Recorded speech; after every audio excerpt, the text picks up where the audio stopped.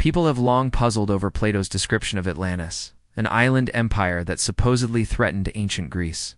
Was it real, or just a story warning against pride and hubris? How could such a powerful civilization simply vanish, and why is it mentioned nowhere else in history? Plato claimed his source was Egyptian priests, relayed to Solon, a real Greek lawmaker. Unlike a utopia, Atlantis had an army and went to war, adding weight to the idea it might have been real.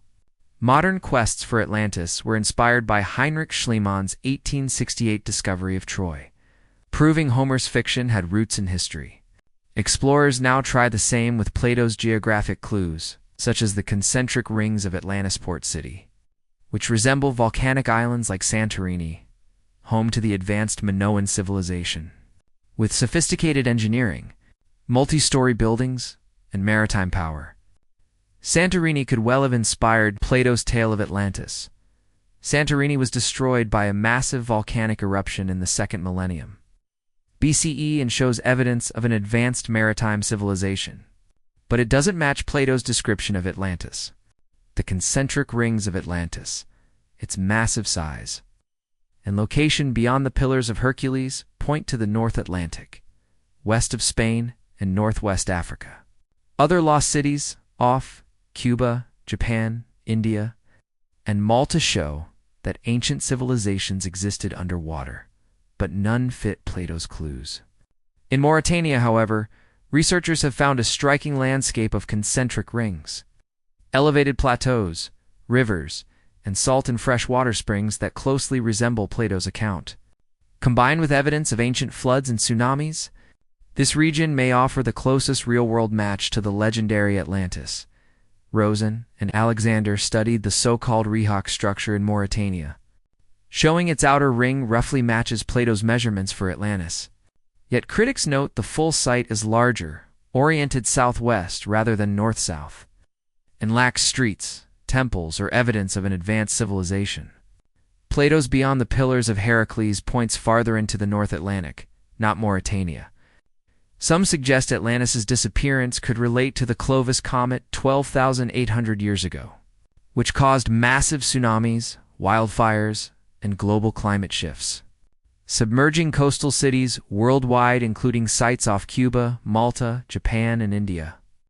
Archaeologists like Richard Freund in Spain have found circular, buried structures and shrines that may echo memories of Atlantis, with signs of metalworking and temples reminiscent of Plato's descriptions, while Atlantis' exact location remains uncertain.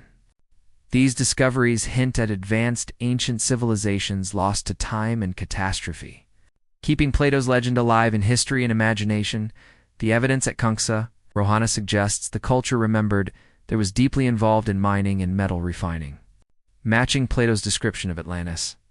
A carving at the temple entrance shows a warrior with a massive metal sword guarding what appears to be a map resembling Atlantis, strengthening the connection. While Mauritania and southern Spain remain possible locations, no site has yet met all 24 criteria Plato described. Since the modern search began after Troy was proven real, many lost and submerged cities have been found worldwide. Yet Atlantis remains unique because accepting it as real would validate Plato's broader teachings. In Timaeus and Critias, Plato claims his knowledge came from logic and observation, altered states of consciousness, and ancient Egyptian records passed down through Solon. He believed humans are spiritual beings. Civilization is periodically reset by global catastrophes, and advanced beings may have influenced human evolution. If Atlantis was real, Plato's ideas moved from myth to profound historical insight, making the search far more than a hunt for a lost city. Plato describes Atlantis as a powerful military empire destroyed by a planetary cataclysm, not as a utopia. If this account proves true, it would lend serious weight to his other far-reaching claims. Plato often used fictional dialogue to convey real teachings, blending moral lessons with historical truth. Just because a conversation was imagined does not mean the information behind it was false. In Timaeus and Critias, Atlantis may function the same way, fictional in form, but rooted in real history. If Atlantis existed, it invites us to reconsider Plato's ideas about human origins.